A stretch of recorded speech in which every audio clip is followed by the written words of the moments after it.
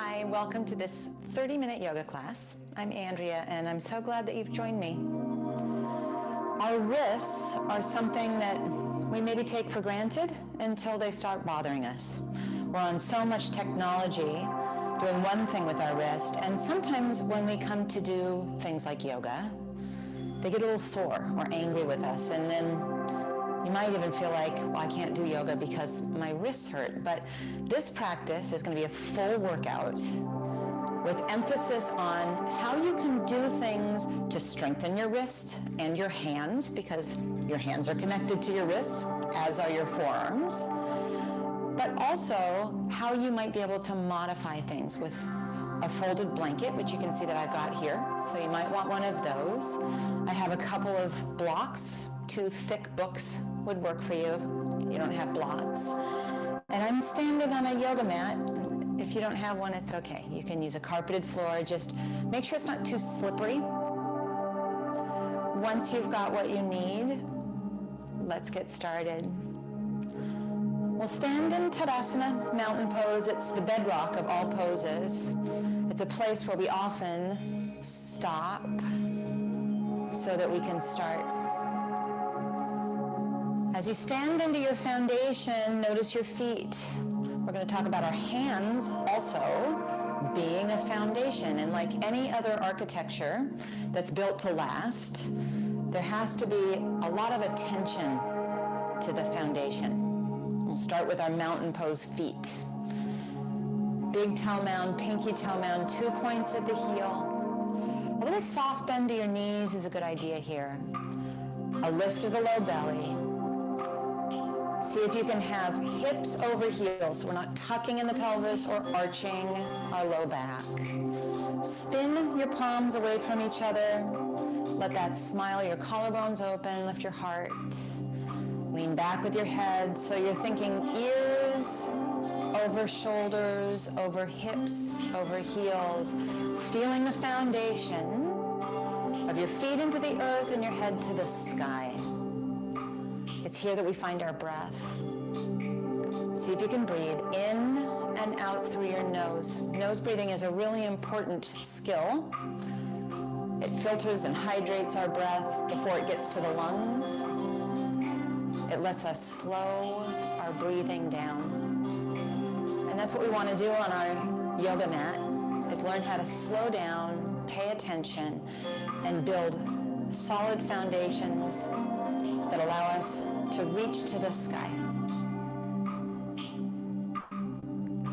Notice your hands, they're turning out right now. Bring them in front of you. Now, when you turn your fingers to face one another like this, that becomes what's called flexion in your wrist. When we go this way, it's called extension. This is more like what would happen in a plank position or on all fours or in our down dog. So let's just go back and forth, kind of knowing that that's 2 directions that our wrist likes to go. And maybe there's one direction that it goes a lot, and so it's getting a little sticky when we ask it to do something else. Now see if you can stand in the majesty of your mountain as we do this sort of goofy back and forth of flexion and extension in our wrists, but this is warming them up. Our wrists are a tiny little channel. I mean, look how little they are, and they are a highway of nerves because our hands feel a lot of things, and then they send messages about what they're feeling to our brain through that little tiny channel. Now, the other thing our wrists can do is circle a bit. So let there be some circles to your wrists if you want to move your arms in a different position. All good. But let's see if we can stand in the majesty of our mountain as we turn our wrists. Now, you're probably turning them in one direction. Reverse the direction. And now the experience of what we're doing with our wrists and with our hands is going to our brain. There's a neural pathway there.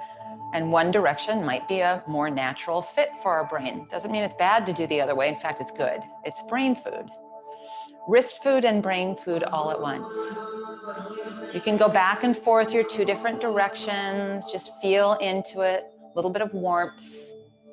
And then bring a prayer in front of your heart. As you do that, we want to make sure we're not losing the majesty of our mountain. Imagine lifting your chest bone into your prayer. Here's one of my favorites to start to strengthen the muscles in your hands and in your wrists. Start to pull the prayer away, so it's just your fingers, and then come back into your prayer. And go back and forth, just like that.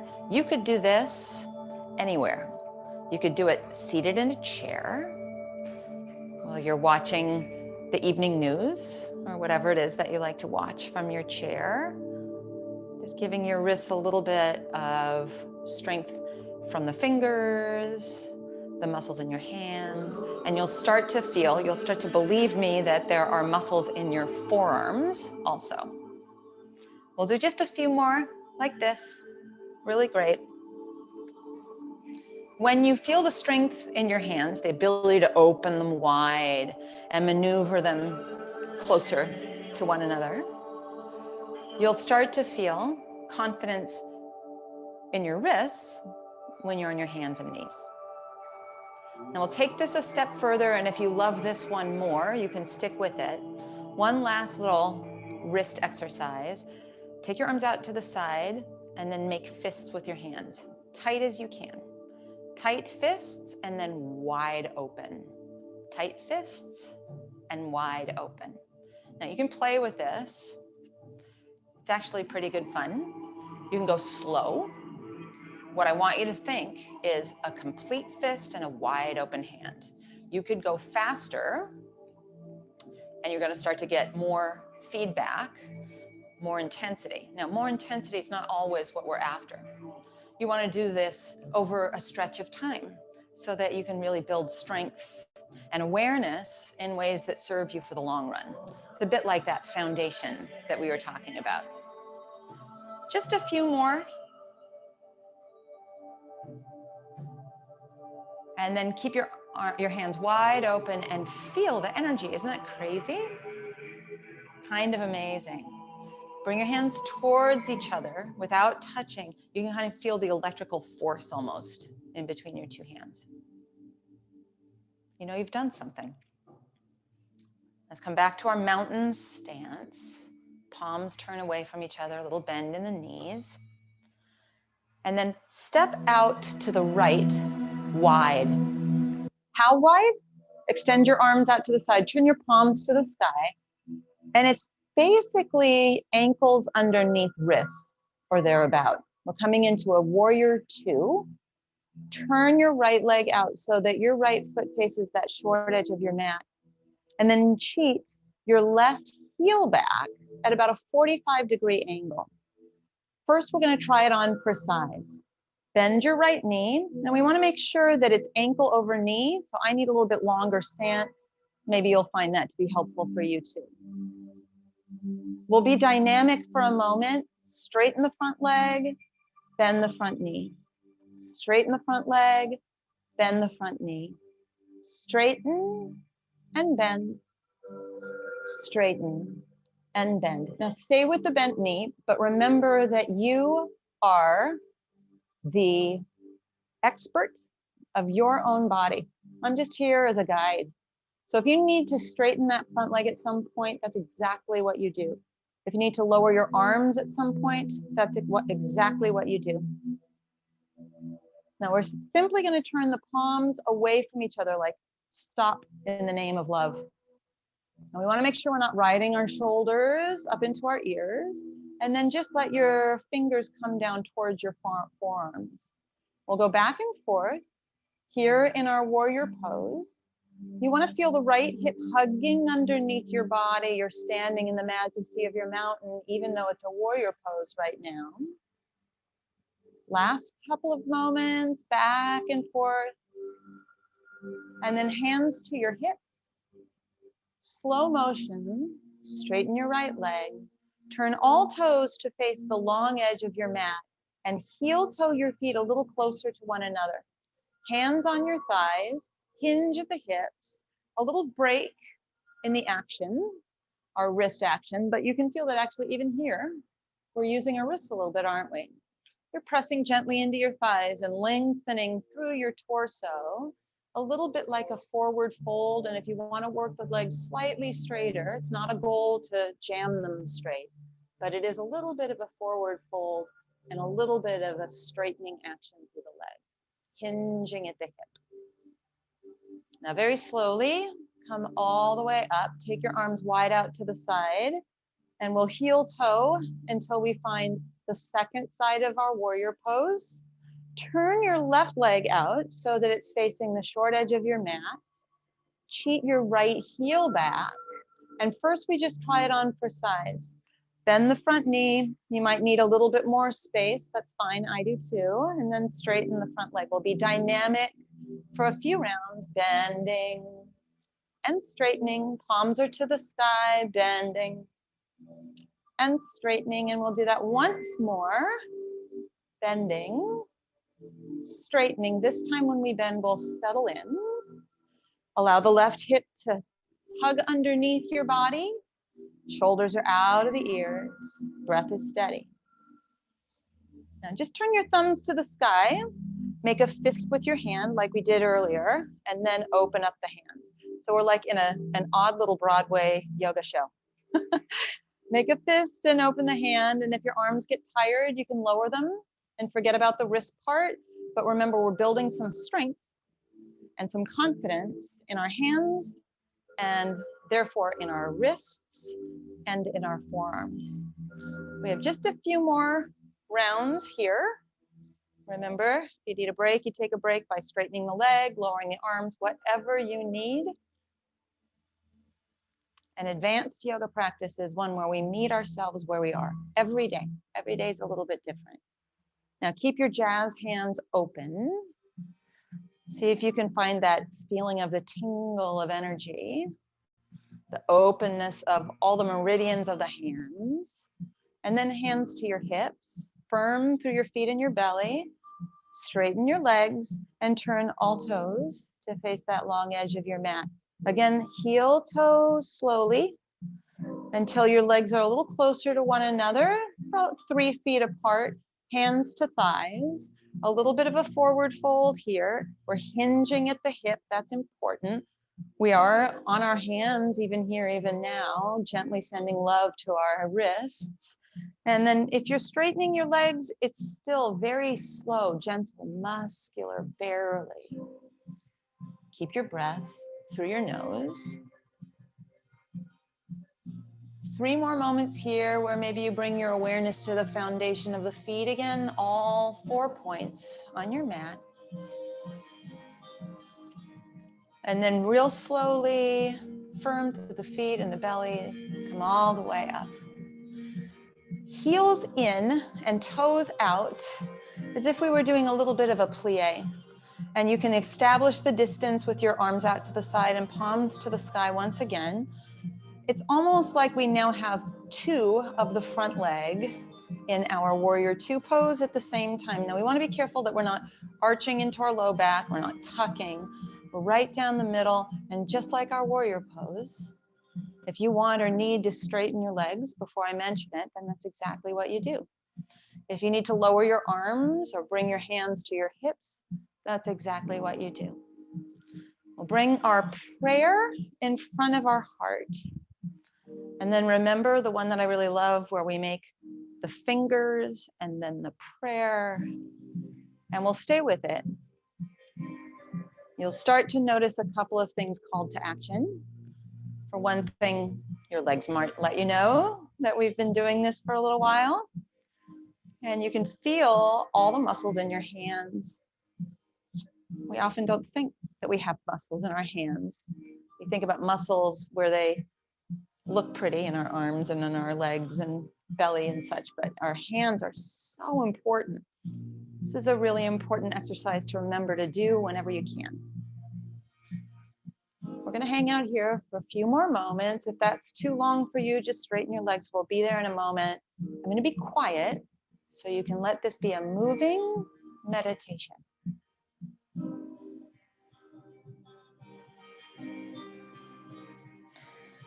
Now stay with your hands in a prayer.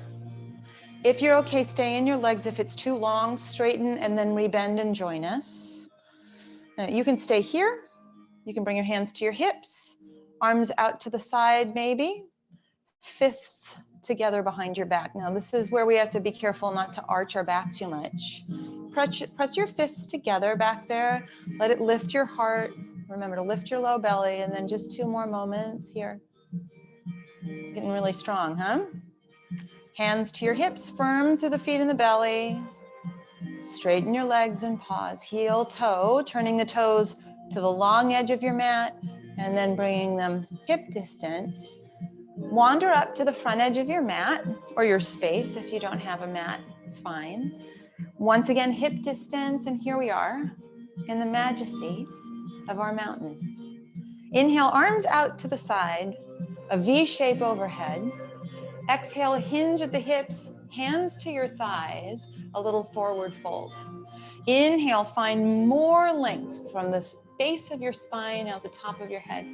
And then exhale, a little bit more fold into the mix. Inhale, arms out to the side and up to the sky. And we'll stand into our mountain. A little sun salutation. One more time, inhale, arms out to the side, thumbs to the sky. Exhale, hinge at the hips, hands to your thighs. Inhale, even more length out the crown of your head. Exhale, a little bit more, fold at the hips. And then inhale, arms out to the side, thumbs to the sky, V shape. Pause in your mountain. Maybe even in our mountain pose, you're feeling your hands, your wrists, your forearms in a new way. Now we're going to make our way to the ground, and if it's helpful, you can use the base of your chair to get down onto the ground. This is where I think the folded towel or blanket is going to be very helpful to have nearby as well. So if they're not nearby while you're still standing, is the perfect time to gather your things and bring them close by. We'll take a sun salutation down to the ground. Inhale, arms out to the side, thumbs to the sky, a V shape. Exhale, hinge at the hips, hands to your thighs. Inhale your heart forward and either hands to the base of your chair or bring your hands to your mat and step back onto your hands and knees. Grab your blanket if you have one. There's a couple of ways in which this can be really helpful. For one thing, we often put the blanket underneath our knees when we're on our hands and knees. I'm also going to show you a way with this rather large blanket, but you could use a folded little dish towel. And if you place that underneath the heel of your hand, so I'm going to do it with the edge of my blanket, but the heel of your hand when you're on your hands and knees, then it means that this action of extension isn't quite as much, and that might actually be very helpful to some of us when we're on our hands and knees, and eventually when we're in poses like plank or downward facing dog. So with the heel of the hands there, the other thing that's really important is we're not too far forward. That would increase that extension, and it's going to cause some pain. It doesn't feel good to me there either. We're also not so far back here where we don't have control of what we're doing. So shoulders over wrists. You can kind of play around with that. I don't want you to go too far here because I don't want it to hurt you, but you can feel like that just doesn't feel like a good idea in your wrists. And too far back here, we have the shoulders and our ears happening. So the porridge is just right when we have a foundation that's happy of hands right underneath shoulders and maybe that folded bath towel underneath the heel of your hand. As you push into the ground, you'll start to feel that your hands are spread wide the way that they were in our warrior pose, but now they're on the ground. Lift your low belly. Allow there to be a feeling of shoulders on the back. Now keep your hands here. We're going to flirt a little bit with the idea of a plank. Step your right foot back. Keep the toes curled under. And then just notice if you've moved around and try to get the shoulders right over the wrists. Place that right knee down and do the same thing with your left leg. Just step that left foot back. Shoulders over the wrists, hands spread wide. Index and thumb, an area between the index and thumb, really important to press into our mat. Now step the left knee next to the right knee. Perhaps right leg steps back You can stay just like this, or as we change sides, you can step your left foot into a plank position and then bring your right knee to the ground and your left knee to the ground. We'll do that one more time. So important, shoulders over the wrists. So we don't have that feeling of any prickly pain in our wrists, yeah? Right leg steps back. You can put the right knee on the ground or step the left knee, and then right knee goes back down and left knee. Sit back into a child's pose. Turn your palms to the sky. Your forehead can rest on a folded blanket, knees probably hip distance, maybe a little bit wider apart.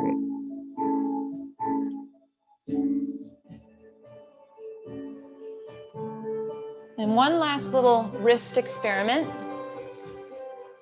Turn your fingers towards you. For a lot of us, that's not going to happen all the way. It'll just be a little out to the side. That's fine.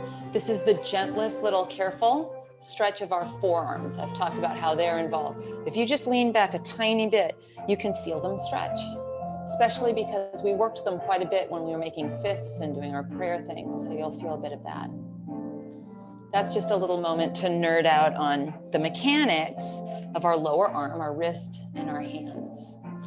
So one last moment, pressing into the clay, the feeling of the earth there, really letting this be an opportunity to open up our hands like our prayer exercise was. You can feel your fingers digging into what feels like mud. Shoulders over wrists. And from here, a seated, cross-legged position. I'm going to take my folded blanket to sit on now, and you might benefit from the same.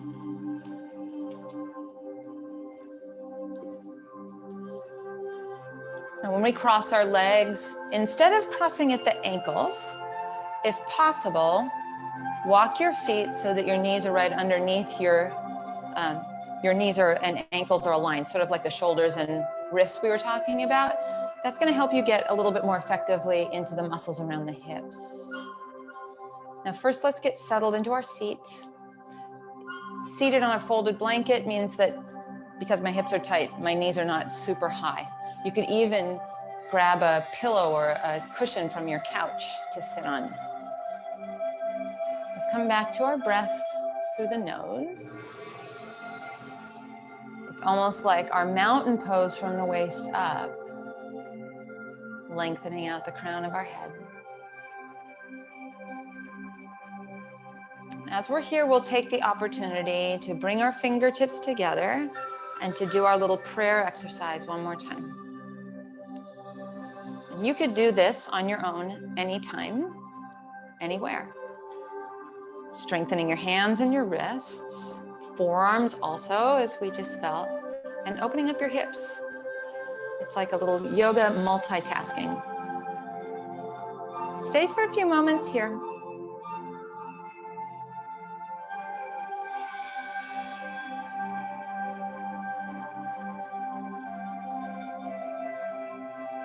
Keep breathing.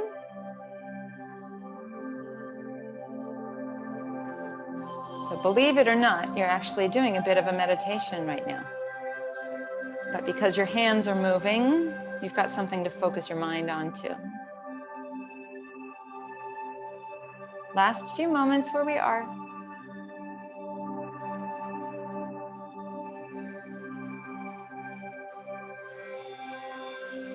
Now just keep the prayer in front of your heart. Lift your sternum, your chest bone towards your prayer. If your arms have been up for too long, you can rest them gently in your lap instead. And feel the energy of your hands together. Evidence of muscles working. Lower your hands if you haven't yet. And notice which of your shins is in front. We all have our tendencies, our favorite. Lean back, recross, and let it be the other shin in front this time. Remember, we want to cross so that the ankles are underneath the knees a little bit more than ankle on top of ankle. And maybe one side of your cross-legged seat feels a little bit different from the other.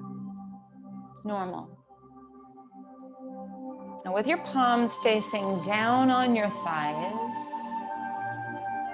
In a gentle and relaxed way, feel your hands.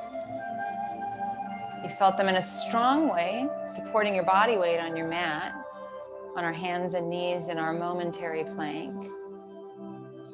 And now enjoy the softness there too.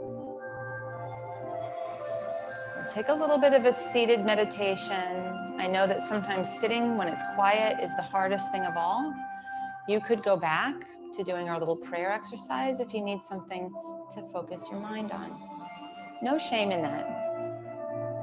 Just being is probably the most challenging thing in yoga, no matter how many years you've been doing it. 1 full minute of me being silent. You can close your eyes or gaze down if you'd like.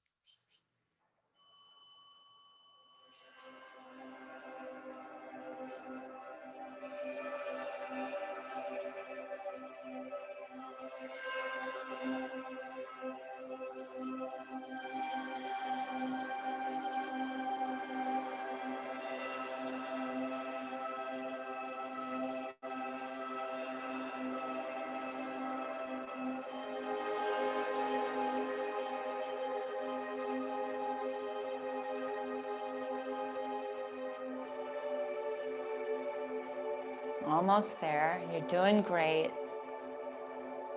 20 more seconds. You can do it.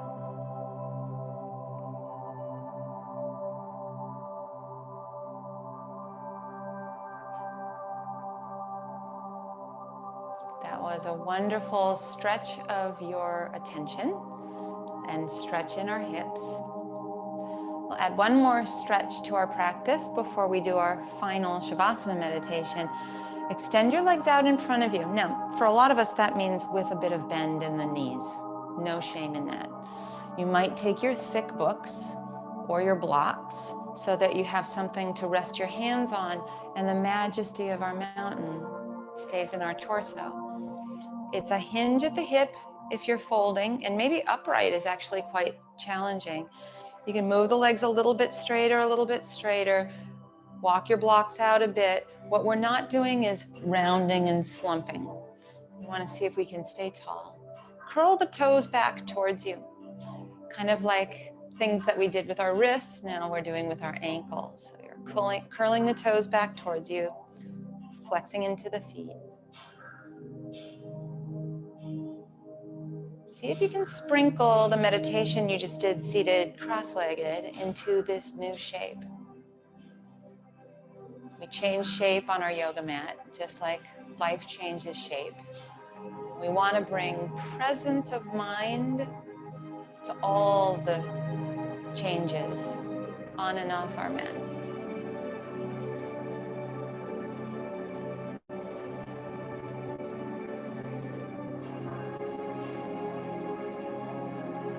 From here, move your blocks aside if you're using them, firm through your belly and come upright. Bend your knees, place your feet hip distance on your mat.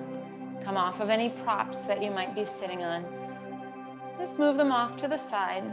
You can hold the backs of your legs and we'll lie all the way down. Once you're lying down, step your feet as wide as your mat. Let your knees knock knee in on one another. Just an inch.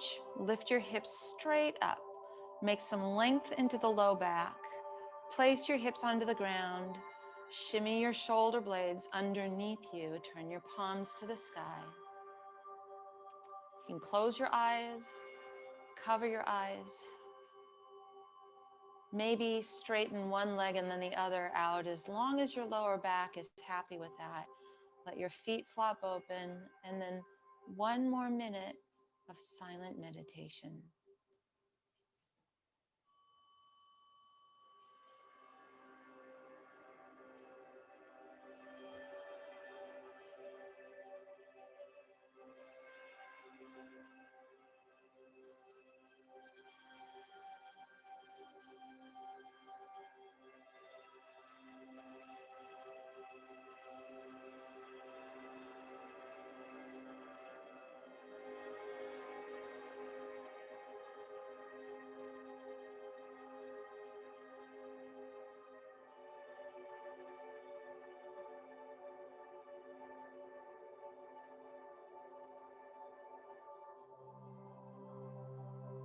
welcome to stay in your Shavasana final meditation as long as you'd like. If you're ready to find your way back, make those circles with your wrists and with your ankles and then change directions. We end where we started in some ways. Bend your knees into your chest and roll gently to either side. Carefully come up to a comfortable way to sit. It could be the cross-legged seat that we took earlier. And then rest your palms on your lap. Appreciate your hands, all the muscles that we've discovered in them to protect our wrists. And I hope that this practice makes you willing to wrist it in the future when we practice together again soon. I'm Andrea. Namaste.